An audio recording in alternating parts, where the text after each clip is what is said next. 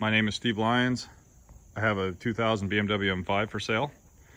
The reason why I'm putting the car up for sale is the car was backed into at a speed less than 5 miles an hour. The car was parked and a Volvo was being backed up in this driveway, and unfortunately the Volvo hit the car. Fortunately it was under 5 miles an hour. I have an actual video from when it happened, but it did put a nice little dent in the metal that's below the rear tail light, and it also pretty much destroyed the bumper, which was quite shocking because when you look at the Volvo, it's got a little scrape on it. So I was quite shocked on that. But let me walk you through the car. I do have an owner, or I do have a buyer for the vehicle. So this video is more just as to be a full disclosure of the car, but there's been a tremendous amount of work and parts that have gone into this car, and the intent of this video is to do a full disclosure review of all those things that have been done, and also then to point out the things that I would have continued if I kept the car to get it to the standard that I like to bring my cars to. So again, this is a 2000. I'm going to show the VIN. I'll read out the VIN. It is WBSD E934 1YBZ 94804. And if you look at that tag, the vehicle was actually manufactured in 1199, but with the DMV, it is a model year 2000. So I'm going to start under the hood, which is where most of the excitement is from this car. Obviously, there's the beautiful S62 engine. It's probably one of the best engines I believe BMW ever made, in my opinion, that's naturally aspirated. I did do a tremendous amount of work on this vehicle under the hood and right at the front of the face of the car. So these headlights that are under, I'm going to start there. Those are Hella headlights. Those are an upgrade. Model year 2000 had the pre-facelift headlights. I'm not a real big fan of them. If you go look them up, you can Google it, but the headlights look significantly different than these. These come with the angel eyes. These are about $2,000, and I did choose to go with the orange markers as I'm a big fan of orange on the side. I guess I'm old school BMW. I don't really prefer the silver. To walk through the vehicle, you'll notice that it's a white coolant reservoir. All the parts that I'm going to refer to have been replaced in about, I think about the last 2.5 years. Most of them were. So replaced that, replaced the cap, replaced the lines. Some of these clamps are original. I replaced the shroud for the radiator fan. I've replaced the fan clutch, the thermostat was replaced, the water pump was replaced. There's new, at that same time, and when I say new, let's go about 2.5 years, right? So all the stuff was new back in about 2.5, 3 years ago max. New K&N air filters that I put in there, I did notice a difference with those. I put an M cap on. I was getting a little bit of oil seepage on the original cap. I put a replacement cap on from BMW. I still got the same oil seepage. I put this M cap on, it stopped. So that seemed to shore that up. All of the rubber for the CCV system is new as of, again, 2.5, 3 years ago. So I got new pipes here. I actually put in new crankcase ventilation parts, and then all of the attaching parts that go with that for the rubber has been replaced. All the coolant hoses, you see this coolant hose here for the upper, the lower radiator coolant hose down there is new. I do want to point out that when I took the water pump out, it is a metal water pump, so that's going to last for a very, very long time. And the thermostat is also metal, completely metal. There was no plastic in those parts whatsoever. And I think I think the pulley for the water pump might be metal too, but I don't remember off the top of my head. I put in a new water reservoir, and also for the windshield wipers, and also the windshield washer pump was new. And the reason being is this was leaking.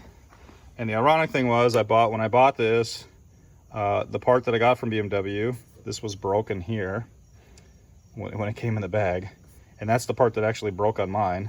So they ordered another one, and when I got it, I put a compound around here. That's what you're seeing here. I wish I would have had a nice clear one, but I didn't have anything with that. I put a compound to kind of shore up the stability on that, to get that really good and tighten up. So it's if you can tell, it's not really moving now. It was pretty, in my opinion, pretty weak before. Again, this washer pump's new. There's lines that come from the pump. You're going to see lines that are here, and if you take this wheel off, in the wheel well, there's another reservoir, and there's another set of pumps in there. I think I did replace one of the pumps in there, but the reservoir, if I remember right, is original. And I also have another pump that's new. If it's something that you're interested in, we can work through the parts list. I got a whole bunch of parts for this car that are sitting in boxes up in my other garage. So that was replaced. The lines that go to the washer nozzles, so you're gonna see two nozzles on the hood. Those two nozzles are new. And then this is an actual whole kit that you get. It comes with multiple parts that you can see kind of goes up into this corrugated wrapping, and then it comes around up into here. So all the electrical and the fluid, the liquid side, it comes in that kit as you buy, when you buy that, and then you basically have to take off the hood insulation to get to everything. I did that, and I put all those new pieces in, plus I think, if I recall, these little clips here were new as well, and I popped those in. Moving to valve covers. So you got valve cover on this side, valve cover on the other side. I did put in new valve covers when I did all this work. It was kind of like a lump sum amount of work that I ordered all the parts at one time, and I just started working on the vehicle. These are K&N, I'm sorry, not K&N. They are Victor Reinz valve covers. And what I've read on the forums is, unfortunately, you really want to buy the BMW ones because the BMW ones last a very long time, and apparently the Victor Reinz ones will leak eventually. They do that prematurely, which is something I was not aware of when I bought them. So that might become a problem down the road. If you do start to smell oil, you'll know that you got to replace the valve cover gaskets more than likely, because all the other seals on this car are pretty much new, and I'm going to walk through the remaining of those. I put a new plastic shroud up here with all new pins, or securing pins, whatever you want to call them, these little Phillips heads with the washers. So all that has been replaced. All the trim that you see here has been replaced. These were new. This firewall trim is new as far as the rubber, and then also the firewall trim that you're seeing here is new. They're underneath. Everything underneath has been replaced that wasn't metal. There is a idle control valve that's under there. It looks like a can, and all the rubber hoses that went to that were brand new. The only thing that has to be done, in my opinion, under here, if it needed to be done, is you're going to see these solenoid Vanos wire harnesses. If you notice, if I push on this one, it's real nice and steady. It doesn't move. There are two more that are under there that I didn't get a chance to get back to, but I went and bought these connectors from BMW, and I replaced the connectors, because what happens over time, and this, considers a 20-year car, is that plastic heats up and cools down. Those connectors will eventually get brittle, and then they'll break. And so what really is breaking is there's two sides to it. On the back side, there's a piece that mounts to the block, which is plastic, not the block, but the piece. And then there's a piece here that's plastic, that's the actual wire harness. That wire harness then secures into that other plastic piece that's attached to the block. So the connection between the two will break, and then you have to replace them, which means you have to pop the wires out and pop the current harness and then holder, and then you got to pop them into the new. So that took a minute to do that. But there's two underneath that I never got a chance to. So what does that mean from a do I need to fix it perspective? All it means is that they're not absolutely snug secure up against the block. They might be a little, they're not going to go anywhere, but the way that BMW designed is to be secure up against the block. So it probably could stay that way for the rest of the car's life, but I'm pretty specific on things like that, so I fixed pretty much everything that I run into. I did mention the headlights, and you can see the wiring now. It's daytime. There's the wiring job that I did in those headlights. A big shout out to Ryan at E39 Source for his video on how to tackle it, because I literally watched that and just knocked it out in the same day. It was super easy to do. Moving on, there are rubber bushings that go for the power steering reservoir and the oil filter housing. I replaced them, so these are all nice, but it's a really interesting system or setup, because they do have it so it has flexibility, so it can move around. You can kind of see that there, and there's actually it's a some parts that you buy that comes with the rubber built onto it. So I put all those in as well. The belt, you know, the belt's probably 2 years old for the Serpentine belt. And again, all the tensioners, all the pulleys, everything is, I basically refreshed the whole engine at the same time with the exception of internal engine, right? So anything that was rubber that was external, that would have been wore out, everything under the hood has been replaced. As far as brake lines, you're gonna see 2 brake lines right there. Those are stainless steel brake lines from ECS Tuning. If you get the car up on the lift, you'll see that all 4 corners have those exact same brake lines. I thought that made a pretty good difference in brake pedal feel after I upgraded. So let me put this together timeline wise, but I put those, I'm going to talk about those in just a minute, but I put these 6-piston Brembo BMW rotors on, calipers on, and I used this matching set of rotors and pads that went with them, and that did make a difference. It feels tremendously better. The brake bias on those is equivalent to stock and really perfectly marries up with the rear caliper that you can't see. So I'll talk a little bit more about that in a minute. But I did have, when I was driving down the road, actually not driving down the road, when I was taking the car over to get an alignment after I put these tires on, and I'll talk about those in a minute too, these Michelin tires. I was trying to get alignment at a shop, friend of mine's shop, and those 2 lines there broke, and so I had those replaced. I already had these other brake lines on at the same time. Actually, they were on before, so I had the brake lines on. I think I'm gonna get my timeline mixed up here, but I put the calipers on, and then eventually I put the brake lines on 4 corners. And then when I took the vehicle over to a shop to get aligned, the 2 brake lines that are there, one of those broke while I was sitting in the shop. So I was really grateful that luck was on my side that day, or somebody bigger power was looking out for me that day. So did get that replaced. So all the brake lines are metal going all around the car, to include those 2 that are up in the hood. So that really made a difference in the brake pedal feel. And I know there's a mod that you can do for the brake booster, if I recall, or the master cylinder, actually, I think it was. And it comes out of a newer vehicle. It might be like an E65. I don't think this car needs that. When you drive this car and you feel the brakes are actually fantastic. They're very responsive, and I think they perfectly complement the power that this car puts out, so that you can equivalently stop it as well. So these 6-piston calipers, these came off another BMW, a newer series. I think it's either a 3 series or a 1 series. And there was a little bit of modification that had to be done to the dust shield to get them on so that the caliper fit. There was a kit. These came from ECS Tuning, that ECS Tuning put together. And what that kit allows you to do, they called it at the time a big brake kit upgrade for the front, even though it's really not. And so they eventually changed their verbiage after I talked to them about it.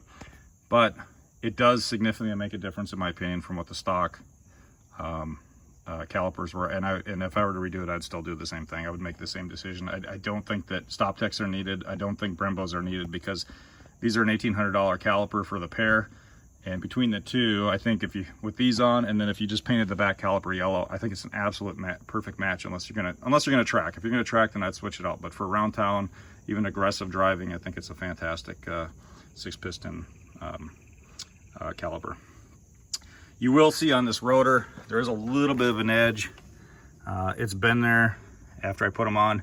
I've driven the car, I don't know, 5,000 miles. I've never had a problem with it, so keep an eye on it, but I've not noticed any issue whatsoever. That just seems to be what it's doing. Sometimes rotors will get edges on them, and then it, you know, becomes a problem. I've not seen that in the case with this. So brakes are good all around. Nothing needs to be done on those, just standard maintenance. And I did mention those brake lines. Let's see if there's anything else to talk about under the hood. The dyno bar was an addition after I got the car. I think that really makes a big difference for the performance, for the handling of the car. And the rear, I was thinking about putting a dyno bar on, but the rear already has a really strong, stable chassis. They've put extra support under there, and they've got a crossbar member that goes underneath. I forget what it's called. But with the bar up front and the stock components in the back, there's really no reason, in my opinion, to add an additional bar, so I never did. And the other thing to say is, and I think I mentioned this on our call, but this brake control module the electronic side's in the back. I mean, sorry, the electronic side's in the front, hydraulics on the back. The electronic section of it did have a fault, and the only way to fix it is to mail it off to somebody that has expertise on how to take it apart, or if you had expertise to take it apart, I think you have to resolder all the connections and all that. I actually spent, I guess I took the easy way out, and I spent $1,000 with BMW and or somewhere around there, and bought a new piece, and I bolted it on and reprogrammed it in, and everything worked after that. So that's probably a year and a half, maybe ish old on that. I also have a heat shield that I'll be including with the car, and you can install it here, and it'll keep that protected for a long time down the road. You're gonna see some, let's see if you can see it here or not. The car might have to be up in a lift. You will see some yellow tape. It looks like yellow, kind of like this insulation tape that you're going to see on the firewall. There is a heat shielding that comes stock with the car, and that will wear out after time, and it'll start to fall off in pieces. And that did happen on this car, unfortunately. So when I had the car up on jack stands for working on the clutch, I went and I've got from, I think it was Summit Racing, I went and got more of this yellow heat shield that I put under there to, or put on that firewall to kind of shore that up, so it's got heat protection back in there. So if you ever look down there and you see like these yellow tape strips, they're high adhesive and they're high temp, and they're made specifically for that. So that's what you're going to see that got replaced with that. I mentioned all these coolant hose, or I mentioned all the coolant hoses as well, the power steering hose and all that. I have to go back and look at my records, but I'm 99% sure all that was replaced as well. So that should be new on there. And then I've got everything's tightened up, so there's no leaks there. I don't remember if this is new or not from the power steering perspective, but I'll go back and look. Original alternator, so it's got the original voltage regulator on the back of it as well that I'm aware of. I've never seen that replaced from the records that I have of the vehicle. And what else is down there? We did talk about all the front end, so we did talk about these hoses. I think that's it. If I were to go underneath the car, the exhaust, where it bolts up to the exhaust manifold, where the exhaust manifold, I'm sorry, bolts up to the exhaust. Yeah, so where the two meet, I had two bolts that broke, if I recall. I remember one of them broke, and I think then the second one broke, and I was smelling exhaust in the car. So if you put the car up on a lift and you look underneath, you're going to see new bolts on that. So all the exhaust is bolted up, and there's no issues there. Plus, you're not going to see any rust under the car. The car came from Texas, and the underside is absolutely spotless. And I've got, I think I mentioned, but I got pictures of that. I'll send and forward over to you. As far as the tires are 245 40 ZR18s. They're Michelin's. They're Pilot Sport All Season 4s. I was putting Pilot Super Sports, and that's what I have on the back. That's what I was going with. And what I basically found, or Pilot Sport 4S's, what I basically found was that, you know, they're gumballs, right? So they prematurely wear out. They're really made probably more for the track than they're in town. My personal experience is this Michelin Pilot Sport All Season 4 is an absolutely fantastic tire. If I recall correctly, when I was talking with the tire shop, that tire will probably last 2 to 3 times longer than the gumballs I got in the back. So I decided to go with that. And when these wear out, I was gonna go with the same tire that I have in the front. I was gonna use those going forward.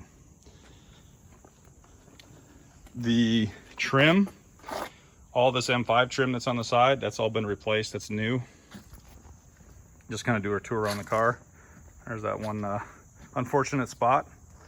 The air dam, or whatever you call it, air diffuser in the back, that is from a friend of mine in local in town. I did put that on probably about 3 or 4 months ago. I thought that really made a difference in how the back end looks. It looks really aggressive, and I love it.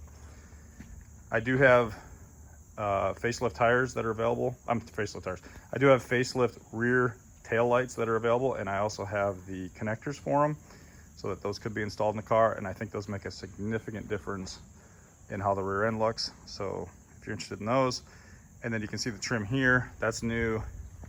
The trim on this side, all the trim around the whole car was brand new. I also replaced the trim that goes around the windows, so all this is nice and new. If you're gonna look around the window, I would, if it was me, I would replace this window, and I'll show you why. There's no safety issues with it, but there is this markings on it. It's really, I don't know how they did this, whoever had it before, but you can see that there. It's really strange. And there are some rock chips. So if I zoom in here, and you can see that rock chip there. And I think it might be all of them. But my plan was to replace those rock chips and get that shored up. I will talk more about this rear bumper here in a minute, but I have a recommendation that when you get that fixed, what I would do if it was me is take this trim off. Water gets down in here, and it does cause like some corrosion that's underneath there. So I would take this off and have the body guy clean all that up and repaint it. And also these mirrors, that seal that's here, you can't just buy the seal, you have to buy the whole mirror, which is really unfortunate from BMW. But I would take this off and have them reseal and shoot all that inside there to kind of shore that up as well, so you don't have corrosion down the road, you know, years down the road that will cause you problems later on. But otherwise than that, this car is absolutely spotless from when it comes to any type of like rust or any other issues that would, any type of corrosion issues. It did have the standard rust spot that was here on the gas cap area. And what happens, and you're probably familiar with this, but what happens is water gets in here, it drains down and it sits right here. And then unfortunately it just chews away at the paint until eventually it gets to the metal. And then when it gets to the metal, it starts to turn into rust. So I was actually quite impressed with my skill set. I wouldn't say I could paint a car, but I did take, and I basically used a fiberglass pen, and I ground out all the, there was like some surface rust that was in here from that occurrence or that happening. And then I took BMW touch-up paint and I touched up all the paint in there, so you can kind of see that job. I thought that came out pretty decent. And there is a spot here though where unfortunately the rust was, and I cleaned that up as well with touch-up, but that didn't come out as well. And I did that, I've done that earlier. I think I did that about 2 years ago. So that maybe when you do the body work on the rear, you'd want to touch that up as well, right? I would have them touch that section up right there as well. The other part on the exterior that probably needs to be painted, in my opinion, is the sunroof rails, or the rack rails. I'm sorry, sun rack rails. So you can see it was a Texas car. It must have been outside. You know, maybe the guy drove it to work or whatever he ended up doing. But you can see that there's just oxidization that's occurring on the roof rack rails, and that oxidation actually is also on the mirrors. Maybe not on.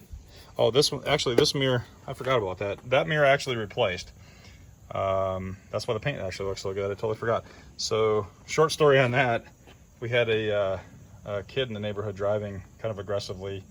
There was trash cans on my side of the road, and I was trying to move out of the way not to get hit by that kid driving the way he was driving so erratically.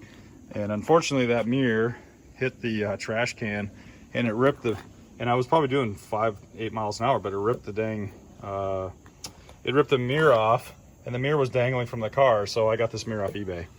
I think for a couple $100 too, actually. I got a really good deal on it. I've noticed they've gone up significantly since, but so that mirror has been replaced. This mirror over here, though, you're gonna see some of that oxidization as well. Looks like I got dirt there, but you're gonna see some of that oxidization as well. So and then the other thing you're gonna notice is these mirrors do heat up. So the mirror itself has got some coloring to it because these are heated mirrors for like the winter time to keep the mirrors clean. So you're gonna notice that, and then you're gonna notice it here as well on this roof rack rail. It's got that same look. I did take the body, I went to Chemical Guys, and you can see how shiny that hood is on the side. I mean, the car just really, the paint looks really good. But that was some work to do that, actually. I went and got their VSS product, and I got an orbital buffer, one of those randomized buffers, and I also got their ceramic coating, and between all three of those, that was the end product. So I thought it came out absolutely fantastic. Everything was super shiny and looks good. The only thing that wasn't possible to do it is the front bumper also has that same oxidization. So you know, next owner, it's really your call, right? But you can kind of see where the paint on the bumper has been coming off, and then you can see on the top of the bumper where you definitely really don't have a lot of clear coat, and it looks really kind of dull from the elements. So I was gonna, before the accident, I don't want to say accident, but before the car was backed into, I was gonna have this front bumper painted. I was gonna take that mirror out.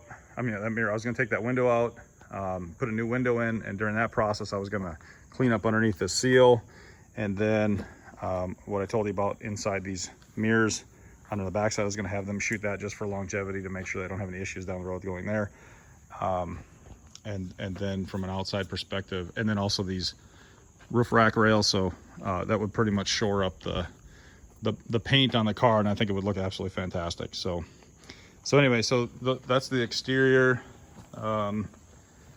And I guess I should also point out, I'm going to show you in detail here, but these wheels, those are new as of, well, I've owned them for a few years. I bought them off ECS Tuning.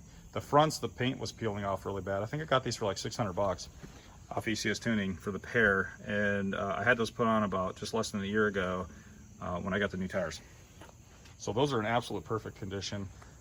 On the fronts, the wheels are really nice too, in my opinion, but those were original. You can see some of the curb rash there.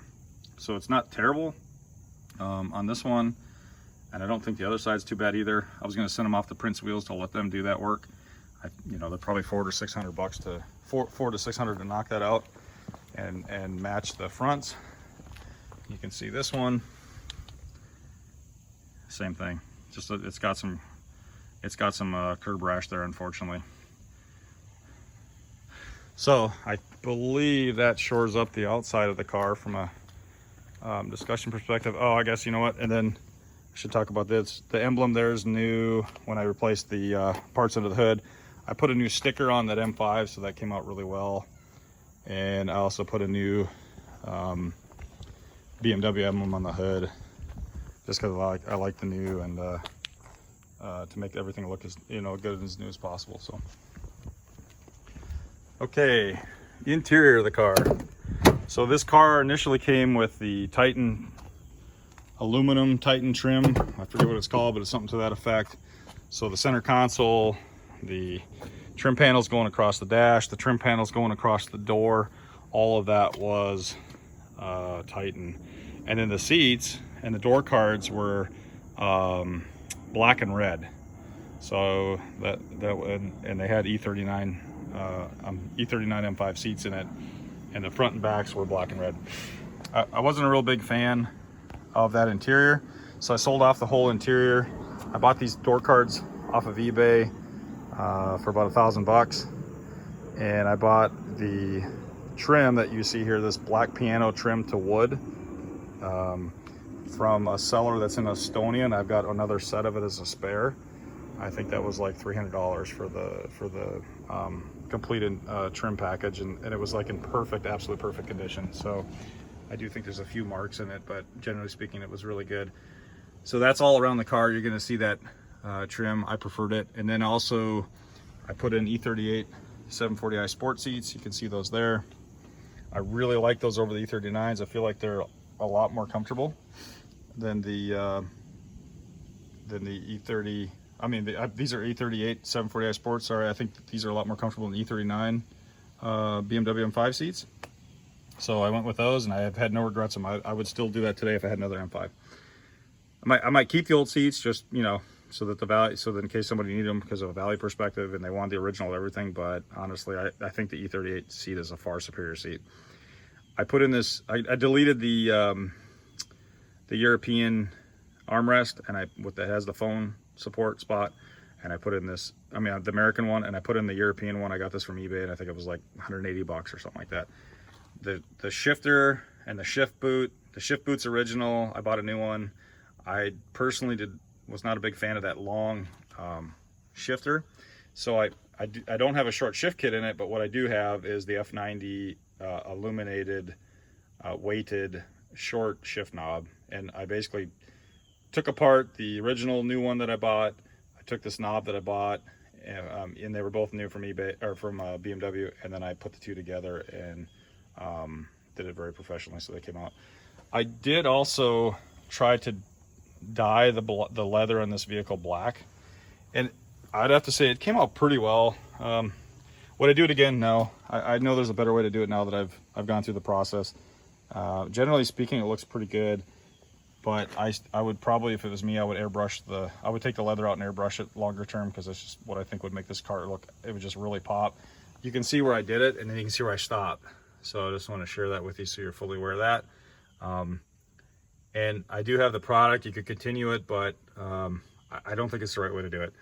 And now the way that I've seen it do it is what you should do is actually use a chemical and sanding. Use the chemical first to pull off the black as much as you can, and then you use sanding to get where the chemical didn't finish that, and then you take an airbrush sprayer and you respray it all. And if I were to have kept the car, that's exactly what I was going to do in the spring of next year. You can see the same trim on these. Goes from wood to piano black, and then on that door it goes from piano black back to wood. So it's got this really nice transition. I did also put all new floor guards in, and they're on all four corners. They look really good. And I should also point out all of the weather stripping is brand new as of that same time period, so all that's been replaced. All those floor guards look really good, except for this one, it broke. I'm not sure why, but really weird. It's separated, so I don't have the outer piece of that, so that would need to get replaced. What you could do though, if you actually look these up, it's not a very cheap part. Unfortunately, it's probably, you know, $200-300, and I don't think it should be that expensive, but they want a lot because it says M5. What you could do is peel this off and go get one of these from a yard from like another E39, and then just take off the sticker from the one that's on the non-M and stick the sticker on there, and you'd probably spend like $20. I haven't had a chance since the pandemic. I haven't been to the junkyards to get anything. And I did mention that I did pull those seats from an E30. I should just to make sure I clarify it. Those did come from an E38 740i Sport titanium car. So I pulled those out. I'll show you this side. Same thing on both. I'm gonna open both doors. I got some things on the floor, but so you can see the door cards. I do think those are nice. I think this switch also, I bought a new switch. I think the switch quit working, so I think that was like $100 or $80 or something like that. I can't remember. So I did replace that. And there's the door card for the passenger side on the back. When I put these seats in, they will get an airbag light that shows up because on the dash, because the seat occupancy sensor that's in this seat does not match the stock one. So the signal's wrong, and so the computer says, oh, there's you know, something wrong over here, so I need to put an airbag light on. Well, I can show this, but underneath the seat, if I were to slide this forward, underneath there's a little bypass electronic circuit that you hook up to it to do that, and I've got that there, but the light on the dash is still on, and the reason why it's still on is because when I look at the codes, there's something with this seat belt receptor that there's a resistance value that's not what it's expecting, and so something needs to be fixed in there. Is it a big deal? Not really. I don't think so. I think if you understand what that means when the light's on, and I'll explain that, then you have to kind of put that in your perspective, right? But when you see the light on the dash for the seat belt, I'm sorry, the airbag, what that means is that the system doesn't know the current state of all the checks that it's supposed to look for. One of them's off, and so what it's going to do from a safety perspective, instead of blowing the airbags incrementally based on the impact, so in other words, there's stages that it goes through, like stage 1, 2, 3, right? And it says at stage 1 I'll blow maybe this left side airbag, stage 2 I'll blow both sides, you know, stage 3 I blow all the airbags, right? That's what that's basically going to do, is that when if this car got in an accident, all the airbags would blow at the same time, and that should get fixed, so that, you know, you should fix it, in my opinion, so that doesn't happen, because that's a lot of, you've got just to show you, you've got airbags here, you've got airbags in the A-pillars right there. There's not airbags up here in the side like some of the newer cars. You got an airbag in the steering wheel, and then you got an airbag sitting over there on the passenger side above the glove compartment. And I don't believe, oh, no, and there's airbags in the back too. So all 4 doors have airbags. So all those airbags would blow up, or, you know, they go off basically if the car got in an accident today. So that's something that probably should be fixed. I also replaced, let me see here. So I didn't change that. Let me just walk through. So I did replace the center alarm. You're gonna hear my tile for my keys. Let me just move those. I did replace the center alarm cover there. I think that's new, or I re-glued it, I can't remember. But the short version is this, is that the headliner was leaking. Sorry, it's been a long day. The headliner was sagging in the back, and so you can see it there, and actually it was sagging quite well. And I took the headliner out, I took that piece out there, I took the A pillars off, I took the B pillars off, and the C pillars off, and I'll have to talk through that in a minute. And I replaced the glue for the headliner. So I basically re-glued this whole headliner together, and I would say it came out, I think, quite well, because it cost me about $65 in glue. Could it be better? Yeah, I think it's probably about 90%. But for the price that it cost, I think a new headliner is about $1,700. So I was more than happy with that. I think where it kind of looks a little funky is in the center panel here, where you see that switch for the sunroof. And then I have to put the piece back in, but there's a little plastic piece that basically is just a cover, so that when you have a microphone up there, you have something that looks professional within the car. So did that.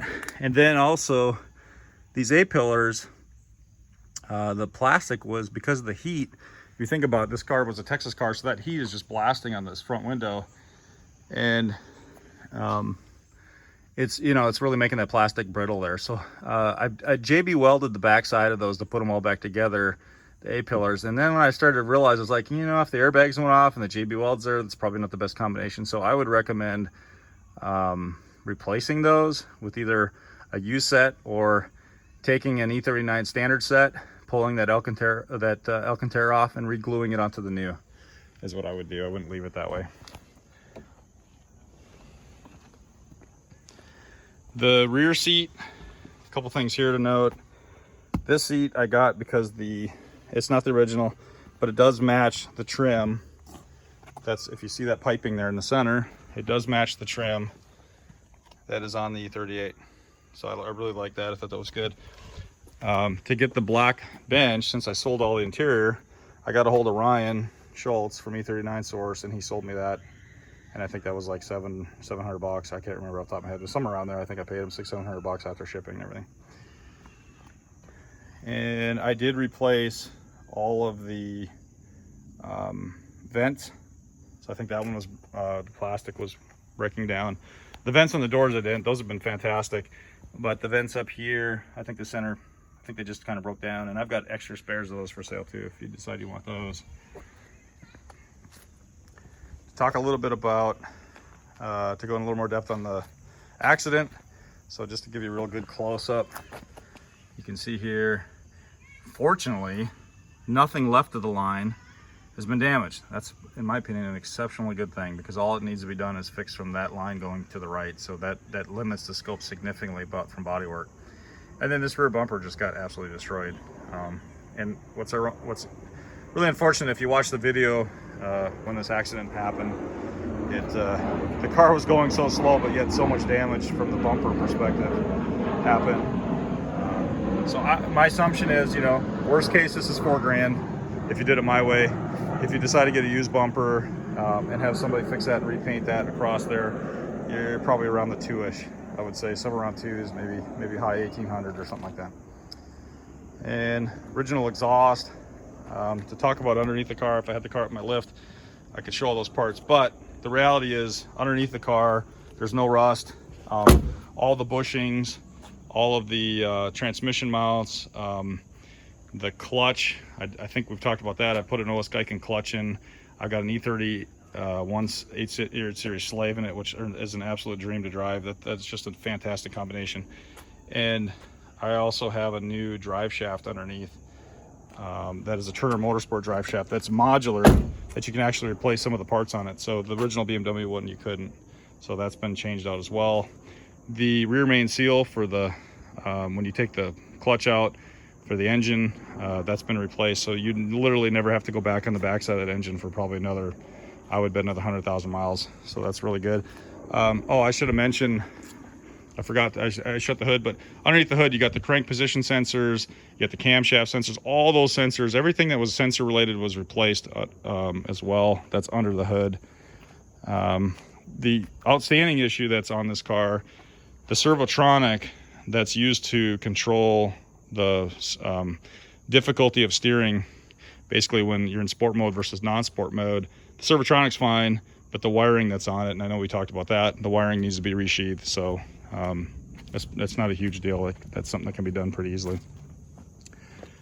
And then the back side of the car, I don't think there's anything else really to talk about there. If I go into the trunk, oh, actually I have one more thing I want to address inside the car. That's a stock steering wheel that it came with, but the head unit is an Alpine, it looks like ILX 207. That's a CarPlay enabled unit, and I think it was about $700 or $800. The front speakers work today. The back speakers and the shelf that's up here, I don't think those are operational at the moment. And then I had subwoofers in the trunk that I had everything hooked up to at the time, but that's a really nice unit. So you just probably need to, if it was me, I was gonna, you could put Bob sound in, or I was gonna actually put focal speakers in, because they have direct fit capability for this car. They actually have a kit that you can buy that you can plug those in. So this is the back of the car. I've got that panel I can put back on, but you can see some of the stuff that's disconnected. So that was like the nav unit that was there. I basically, in the amplifier, right? So I did a delete, and then the wiring, somebody else wired this in. I cleaned it up, but somebody wired these things in so they could extend out the they had an actual custom stereo in here. They put the original head unit in the trunk when I got the car, and they had like a JVC or something like that, and I upgraded it to the Alpine. And then these RCAs come from that Alpine unit, so if you put an amp in the back, you could run these and just route them underneath the carpet and get that capability there. This did not come with the M audio package, the subwoofers, so it's just got that shelf there, and there's like standard speaker, whatever those are, the pre, you know, they're facelift. They're not the post facelift M audio package that was available. And I think with that, that's, oh, I guess I could also say the diff bushings. Basically, just know this, that every bushing that's underneath the car has been replaced. So the drivetrain is just absolutely solid on this vehicle. And I think that probably covers everything. So if you get any questions, let me know. I wanted to make sure I did this full detail update for you. Oh, I'll say one last thing here. The bushings that were for the shift linkages, all that was replaced, and was replaced with polyurethane Turner Motorsport kits that they had. So that is super. If you look at the how tight it is, I mean, it's absolutely, it's like brand new. It actually looks, it feels really good. Everything's very smooth, goes into gear really nice.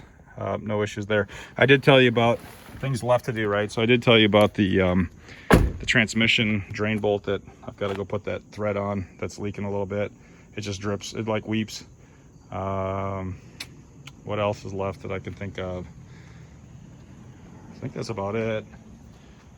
Anyway, I think that will sum up the video. If you do get any other questions, but hopefully this is helpful and insightful, and gives you kind of a framework to work from as you take on the vehicle. Appreciate it, and that's the end of the video. Thank you.